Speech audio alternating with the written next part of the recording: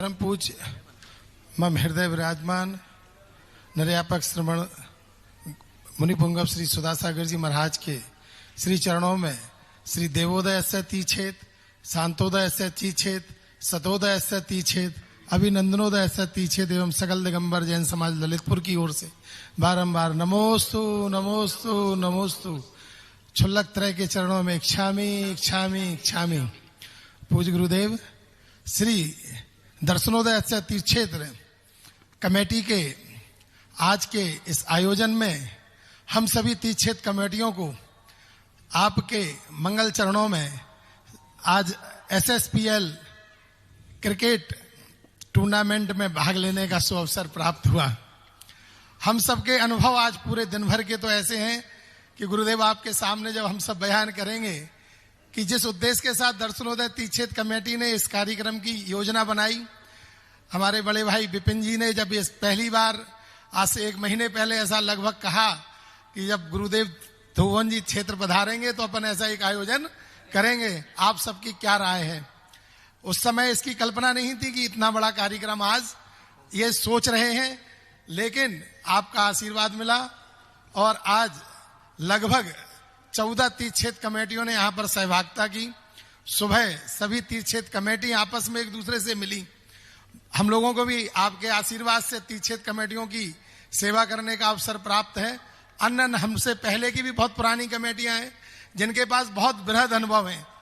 और सुबह ही जब एक चर्चा हुई, हमारे आदरणीय हुकुम काका जी जो कि चंद्रोदय तीर्थक्षेत्र चांदखेड़ी जी के अध्यक्ष हैं और हम सबके प्रेरणा स्रोत भी है हमेशा के लिए।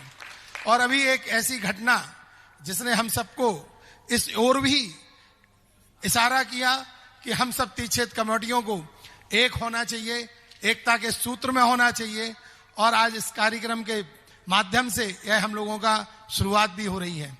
और सुबह गुरुजी आपके सम्मुख ही हम लोगों ने यह प्रस्ताव किया सभी तीर्थक्षेत्र कमेटियों ने कि ऐसे तीर्थक्षेत्र कमेटी के पदाधिकारी जो कभी भी तीर्थ क्षेत्र की सेवा करते हुए किसी भी कारणवश जेल इत्यादि भी जाते हैं, तो हम सभी तीर्थ क्षेत्र कमेटी उनका मान सम्मान तीर्थ क्षेत्र सेनानी के रूप में करें।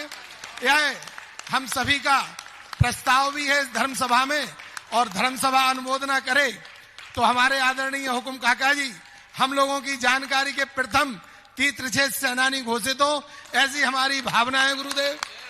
और जो यह आज का आयोजन एसएसपीएल के माध्यम से हुआ है गुरुदेव, यह एक बृहद रूप आपके आशीर्वाद से ले और देश की समस्त तीर्थ क्षेत्र कमेटियां इसके तहत वर्ष में कई बार अलग अलग आपके निर्देशन में आपके आशीर्वाद से यही जिज्ञासा है गुरुदेव कि अब यह कार्यक्रम के लिए आपका आशीर्वाद मिले।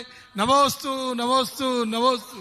हम प्रातः काल पूरी भूमिका आप लोगों को दे चुके हैं और पूरा विस्तार बना चुके हैं। आज हम भी भली कमरे में बैठे रहे, लेकिन पूरी जानकारी जो देख के आ रहा था वो गदगद था, जो खेल रहे थे वो गदगद थे।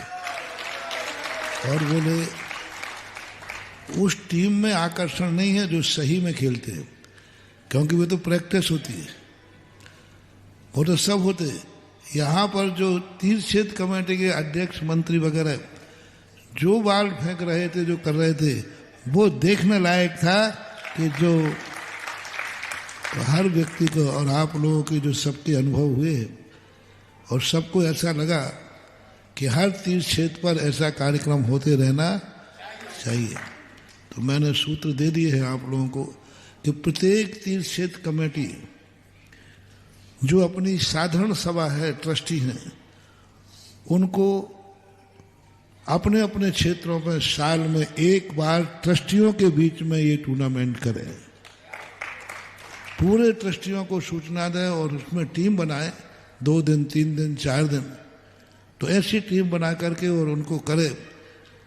और दूसरी बात है 5 साल 3 साल जितने में भी हो, पूरे भारतवर्ष के तीर्थ क्षेत्रों का ऐसा कार्यक्रम करें। रही हमारे सानिध्य की बात, तो वो तो अब जब जैसा होगा तो देखा जाएगा, लेकिन मुझे भी आप लोगों का ये कार्य देखो, पूर्वजों ने मिलने के अनेक तरीके सोचे। सीधे आपको मिलने के लिए बुलाया जाए तो शायद आपको कहेगा महाराज जी क्या मिलना, अब ठीक है। इसलिए पूर्वजों ने तुम्हारे यहाँ जब भी रिश्तेदारी के कार्यक्रम होते, शादी ब्याह, मैं यही नहीं सोच रहा था, तो बहुत दिनों से सोचने के आज इसका समाधान मिला है कि शादी ब्याह बच्चा बच्चे की होती है, इतने सबको क्यों बुलाया जाता है, क्यों ये सब नाटक किया जाता है। पंचकल्याणक में भी भगवान के पंचकल्याणक होते हैं, फिर ये सबको पत्रिका छपाकर सबको क्यों बुलाया जाता है, क्या इसका मतलब है।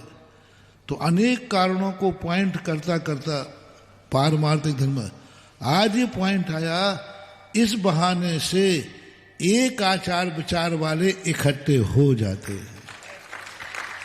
मान लो साल भर में शादी विवाह होता है, तो शादी विवाह से तुम्हारा कोई पार्टिसिपेट नहीं है, कोई मतलब नहीं। जो भी पंडित जी को करना है, किनको कराना है, दोनों करना, तुम तो बैठे रहो। तुम्हारा मतलब था कि उस बहाने से सारे रिश्तेदार एक साथ आकर के मिल लेते हैं, जय जिनेंद्र हो जाती है, परिचय हो जाता है, अच्छा आप भी रिश्तेदार हैं, आप भी रिश्तेदार हैं।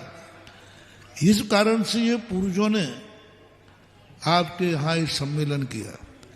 इसी प्रकार से तुम्हारी तीर्थ क्षेत्र कमेटी कभी आज तक कभी मैंने एक साथ इतनी तीर्थ क्षेत्र कमेटी एक दिन में कभी नहीं आई, और आई भी है तो वो दूसरे को धक्का देते हैं, मेरे पास 2 कमेटी हो ना, इसको बाहर निकालो, बाहर निकले तो अपन को मौका मिले। और आज जिस ढंग से तुम लोगों ने मेल मिलाप हुआ, कमेटियां एक साथ बैठी, इससे है कि अगली बार का ये भारतवर्षीय तीर्थ क्षेत्रों का कार्यक्रम किया जाए, बहुत अच्छा कार्यक्रम, और बहुत बढ़िया इसको अच्छे ढंग से किया जाए, अच्छे रूप से किया जाए, गरिमापूर्ण किया जाए। और इसमें बराबर दिन में मनोरंजन की बात आए, शाम को मीटिंग हो और रात में इसके ऊपर सभी लोग बैठ करके अपने अपने अनुभव अपने अपने क्षेत्रों के सुनाएं और बताएं, तो बहुत अच्छा कार्य होगा। अभी एक ही है, और आज जो बात तुमने कही हुक्म काका के संबंध में, तो सुबह ही अपनी ऐलान कर चुका हूं। और भारत का हमारी जिंदगी में पहली बार है, कोई ना जाने किन किन कार्यों से जेल जाते हैं, और कोई राष्ट्र के नाम से जेल गए, तो आज तक सरकार उनको जीवन भर के लिए उनको सम्मानित विशेष रूप देती है। ये पहली घटना देखी हमने अपने काल में कि कोई धर्म के नाम पर भी जेल गया, और मेरी यही संतोषी रहती है, मुझे बड़ा संतोष होता है आप लोगों को जेल होता है तो, लेकिन और किसी काम में नहीं धर्म के कारण। क्या देश को आजाद करने में उन्होंने प्राण गंवा दिए, देश को आजाद करने में जेल में कोड़े खाए, देश को आजाद करने में फांसी पे लटका दिया गया, तो भी वो गर्व के साथ फांसी पे लटक गए। क्या उनका राष्ट्र के प्रति इतना प्रेम था, राष्ट्र के प्रति इतना प्रेम था जो एक भाव का होता है, उसके लिए वो हंसते हंसते फांसी पर लट गए थे और गर्व किया। क्या धर्म तो उससे भी ज्यादा महत्वपूर्ण है, राष्ट्र से भी बड़ा जो जन्म जन्मांतर चलता है। राष्ट्र प्रेम में ऐसा क्यों नहीं आ सकता कि हमें धर्म के लिए तीर्थ के लिए यदि फांसी पे भी लटकना पड़े तो हम तैयार हैं, जेल जाना पड़े तो तैयार है। ये बहुत बड़ी चीज होती है। और बहुत बहुत मेरे जीवन में पहली बार कोई व्यक्ति धर्म के नाम पर जेल गया, हुक्म काका। इसलिए सुबह और आपने भी कहा था सब लोगों ने, तीर से सेनानी की उपाधि इनको दी जाए। अब सारे भारत से कहना है, तीर क्षेत्र की रक्षा के लिए जेल जाओ और सेनानी के नाम में अपना नाम लिखाओ, धर्म के नाम पर, तीर्थ के नाम पर। और सारे भारत को अब जागना है, ये कोई साधारण कार्य नहीं हुआ। पूरे भारत की हर संस्थाओं के लिए एक निर्दोष, एक अल्पसंख्यक, एक बहुमत के आधार पर, एक षड्यंत्र के आधार पर एक जैनियों का कैसा शोषण होता है, ये शोषण का नंगा नाच जो अभी वहां हुआ वो एक विचारणीय है। इसके लिए सारी जैन समाज को चेतना पड़ेगा। निर्दोष कोई अपराध में जाए तो अलग है, द्वेष में जाए तो अलग है, कोई गलती हो तो अलग है, कोई अतिक्रमण किया हो, कोई किसी का कुछ बिगाड़ा हो, किसी का कुछ किया हो, कुछ नहीं, एक राजी खुशी दो धर्म के प्रेमी मिलकर के कोई काम कर रहे हैं। अरे तुम्हारी लोक में यदि दो बच्चे बच्ची प्रेम से शादी करते हैं तो अदालत क्या करती है? बालक भाई दोनों मियाँ में भी राजी तो क्या करेगा काजी? जब दो संप्रदाय वाले दो भक्त मिलकर के कोई एक अच्छा निर्णय ले रहे हैं निर्वाद का, तो उसमें कहाँ विवाद की जरूरत पड़ी, कहाँ जेल की जरूरत पड़ी, कहाँ अरेस्ट होने की जरूरत पड़ी? लेकिन फिर ठीक है, धांधली है, बहुमत है। अब चेतना चाहिए। प्रत्येक संस्थाओं के लिए, प्रत्येक क्षेत्रों के लिए एक ज्ञापन अपने अपने स्थानों पर, उस नाम से गोयल जी ने बनाया था एक, सभी भारत की संस्थाओं के लिए यह जो चांदखेड़ी के अंदर हुआ इसका एक निंदा प्रस्ताव और एक हमारे 30 क्षेत्रों की सुरक्षा का भाव, उसके 3-4 पॉइंट रखो। एक तो जो वहां हुआ है वो गलत हुआ, निंदा प्रस्ताव पास किया जाए। दूसरा, हमारे 30 क्षेत्रों की सुरक्षा प्रदान की जाए। हमारे 30 क्षेत्रों को ऐसे ही बर्बाद कर दिया जाएगा और हमारी जैन समाज की सुरक्षा प्रदान की जाए, ऐसा कुछ बनाकर करना चाहिए। और ये आदर्श हैं। जैसे देश की आजादी में मंगल पांडे को याद किया जाता है, ऐसे ही कभी 30 क्षेत्रों के समर्पण में हुकम काका को याद किया जाएगा। और मुझे इनके उससे कोई बिल्कुल ही नहीं, मैं तो मेरा सीना तो 56 इंच का हो रहा था कि अब मेरा भक्त बना सही है।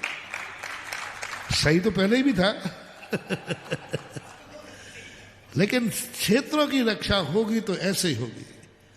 हमें खेद नहीं करना चाहिए। धर्म करने से क्या फायदा, दिन रात मेहनत करो, जेल और जाओ और लोगों की गालियां और खाओ, कोई साथ तो देता नहीं है, अपन काय को रहे, अब जो होना है तो ऐसा नहीं, ऐसा नहीं। ऐसा आजादी करने वालों ने कभी ऐसा नहीं सोचा कि हमें क्या मिल रहा है, हमें क्या लेना देना है, हमें अपने बाल बच्चे पालना है, परिवार पालना है, देश से हम क्यों अंग्रेजों से बुराई मोल लें, क्यों हम फांसी पे चढ़े। यदि वो लोग सोच लेते तो आज देश का क्या हो रहा होता। वो सोच लेते हमें क्या लेना था, अपने बाल बच्चे पाले, परिवार पाले, अंग्रेजों से मिलके चलो और बढ़िया अपना काम करके चलो, तो क्या फर्क नहीं। किसी भी चीज की रक्षा करने के लिए हमारे लिए कुछ ना कुछ तो बलिदान देना पड़ता है और ऐसे प्रसंग पर गर्व होना चाहिए। एक कम से कम भगवान के सामने अपन कह सकेंगे, भगवान और तो कुछ नहीं कर सका, तेरी रक्षा के लिए मैं अपने प्राण तो दे सका, और कुछ नहीं। मेंढक को कुछ नहीं हुआ, मेंढक भगवान के दर्शन करने गया, रास्ते में मर गया, उसको एक ही खुशी हुई, मर गया तो मर गया, भगवान के दर्शन करने ही तो जा रहा था। तो जब भी धर्म कार्य में कभी भी संकट आए, धर्म कार्य में कभी भी कोई विपदा आए, उसको दुर्भाग्य मत मानना, उसको गिल्टी महसूस नहीं करना, उसको गर्व महसूस करना कि धर्म कार्य के कारण संकट आया है, यही मेरे जन्म जन्म के पुण्य कर्म का उदय आया है कि धर्म के लिए हमें ये भाव किया। बहुत अच्छा आशीर्वाद। और जिज्ञासा आदरणीय, और अभी ये बात की है, देखो ये मूल ट्रस्टियों का सम्मेलन था और स्पष्ट घोषित किया था अध्यक्ष, मंत्री, संरक्षक। कुछ लोग टीम में किराए के लोग लाए थे, किराए के आना जो ट्रस्टी नहीं थे, ऐसी टीमों को आउट किया जाए। और ऐसी टीमों में देखो हमारे ये अरविंद जी जैसे व्यक्ति है, बताओ अब इनके सामने तेंदुलकर कौन, सचिन, अब इनके सामने तेंदुलकर खड़ा कर दिया जाए, बेचारे क्या करेंगे। नहीं, ये सम्मेलन में कोई टीम हारी नहीं है, कोई टीम जीती नहीं है। ये तो एक मनोरंजन का खेल था, कोई हार जीत का कुछ मतलब ही नहीं। यदि हार जीत में तुम बुरा मानते हो तो एक वो क्या बोलते हैं, शादी के समय अंगूठी नूटे घोड़ा पानी में अंगूठी डाल देना, तो वो एक ही को मिलती है कि दोनों को? एक को मिलती। जो हार गया उसको उठ के भाग जाना चाहिए, जो जीत गया वो तो खुद है। अब जो हार जाए उसने कहा हमें तुमसे शादी करना ही नहीं। अब एक हार गया तो वो तो रूठ जाना चाहिए, नहीं।